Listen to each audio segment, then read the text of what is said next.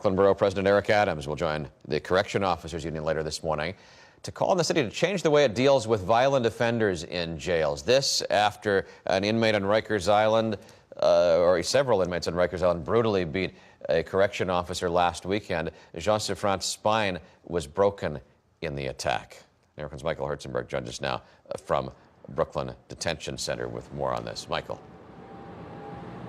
Pat, the Brooklyn Detention Center houses about 800 male inmates who are being taken into the system or are awaiting court dates. This location likely chosen because Brooklyn Borough President Eric Adams is expected to join the Correction Officers Union and correction officers here in calling on the mayor to reverse his policies and once again allow officers to put inmates who were 21 and under in solitary confinement.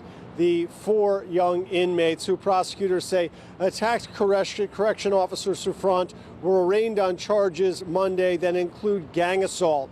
They were then returned to Rikers Island, and because they're 18, the officers say they can't be penalized with solitary confinement. The officers say that hurts their ability to stop another attack.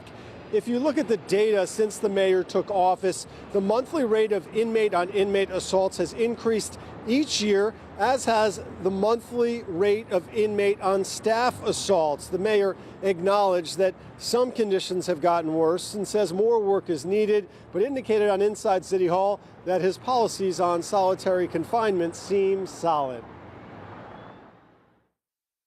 With real respect for the men and women who do this work, what their union has called for is to return to punitive segregation, solitary confinement. People have seen what has happened in our jails and our prisons over decades, how much injustice was done, how much harm was done, how many lost opportunities to rehabilitate people and turn lives around. Solitary confinement doesn't make people better. It doesn't make them more conducive to being orderly or well-behaved. Solitary confinement, unfortunately, eats away at the human soul.